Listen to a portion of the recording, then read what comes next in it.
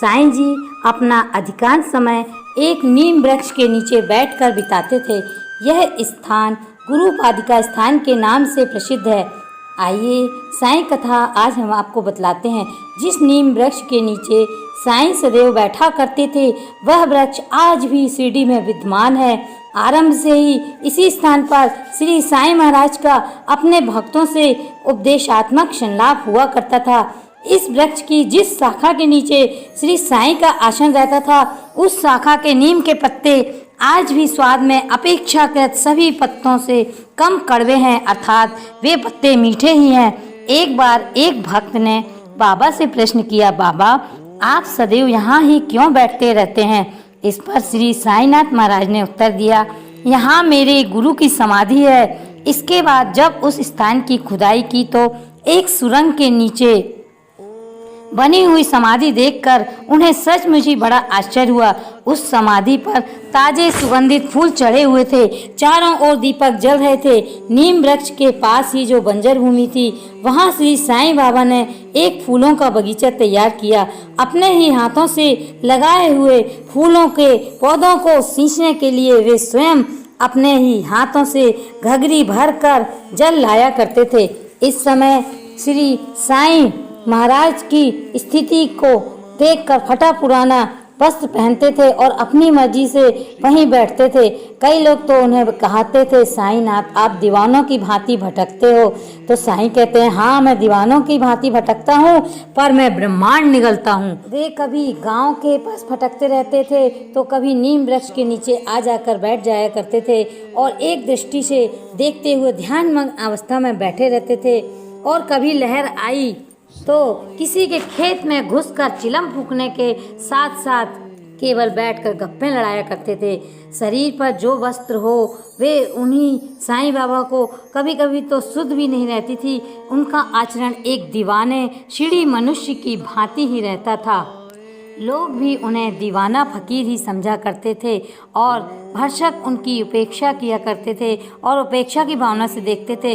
किंतु संतों की आध्यात्मिक उन्नति के मार्ग में वह भी एक अवस्था होती है। उनके दीवानेपन के कर्तव्यों का अर्थ समझना भी बहुत ही कठिन होता है। श्री साईं का मन सदैव संतुष्ट रहता था। मांग कर लाई हुई सारी भिक्षा वे उदारता से और दीन दुर्बल गरीब लोगों को बांट दिया करते थे और स्वयं भी भटका पानी पीते और भरे हुए पेट का दिखावा करने के लिए डका लेते थे।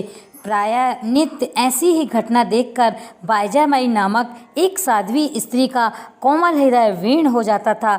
वह स्त्री शिरडी गांव के तात्या पाटिल पोते की माँ थी। वह चटनी रोटी तथा थोड़ी सी सब्जी एक टोकनी में लेकर सिर पर रखकर नित्य साईं बाबा के पास आती थी और उनके पीछे पीछे जंगल में चली जाती। बाबा की खोज में उसे कई बार 2-2 कोस धूप में इधर उधर भटकना पड़ता था। साईं जी को वे सदा 2 ग्रास भोजन खिलाने के बाद ही भोजन करती थी। जब तक साईं महाराज भोजन ग्रहण नहीं करते तो वे स्वयं भी भोजन नहीं करती थी। ऐसा नित्य प्रतिदिन का उनका कार्य था। बाईजाबाई के पुत्र तात्या पाटिल को भी अपनी अखंड गुरु सेवा का उत्तम फल प्राप्त हुआ और उन्हें सद्गति मिली। साईं जी के चमत्कारों की लीला अपरंपार है। आइए साईं भक्तों, मैं आपको आज अनमोल वचनों में से 9वां वचन बतलाने जा रही हूँ। आ सहायता लो भरपूर, आ सहायता लो भरपूर, जो मांगा वह नहीं है दूर, जो मांगा वह नहीं है दूर। आप यह विश्वास रखिए कि जो यहाँ आएगा उसे अवश्य साईं जी की सहायता मिलेगी और भक्त जिस वस्तु की कामना करेगा वही मैं उसे प्राप्त करा दूंगा। अपने भक्त पर श्री साईनाथ पुत्रवत स्नेह रखते थे। बच्चों के साथ वे बहुत लाड प्यार से व्यवहार करते थे। कितने ही भाग्यवान बच्चों को उन्होंने अपनी गोद में खिलाया था। श्री साईं सभी भक्तों के लिए एकमात्र विश्वसनीय आशा के स्रोत थे। कोई भी अच्छा भाव मन में रखकर श्री साईं के दर्शन के लिए जाने वाले भक्त की मनोकामना की अवश्य पूर्ति हो जाया करती थी। श्री साईं जी के इस वचन में भक्तों को यही ढाढ़स दिया गया है कि साईं भक्त की हर पुकार से जो भी सहायता मांगता है, साईं उसकी सहायता करते हैं और उसकी पुकार सुनते हैं और सदैव साईं उसके लिए तत्पर रहते हैं। एक कल वृक्ष की भांति भक्तों की सारी मनोकामनाएं श्री साईं महानाथ अपनी कृपा से पूर्ण कर उसे फलीभूत कर देते हैं। परंतु हर कोई भक्त को मन में श्रद्धा का भाव होना चाहिए और पूरे भाव से साईं जी का भजन करना चाहिए। मेरे शिरडी के साईंनाथ, हे मेरे शिरडी के साईंनाथ, मेरे सर पे रख दे हाथ।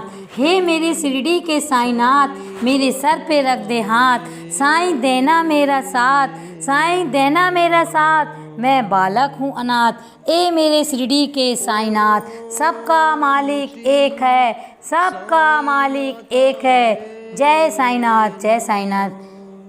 यदि आपको हमारा वीडियो पसंद आया हो तो आप हमारे चैनल साईं जीवन माला को सब्सक्राइब करें। यदि आपने हमारे चैनल को सब्सक्राइब नहीं किया है तो जल्द ही आप हमारे चैनल को सब्सक्राइब कर लें। जय साईं राम।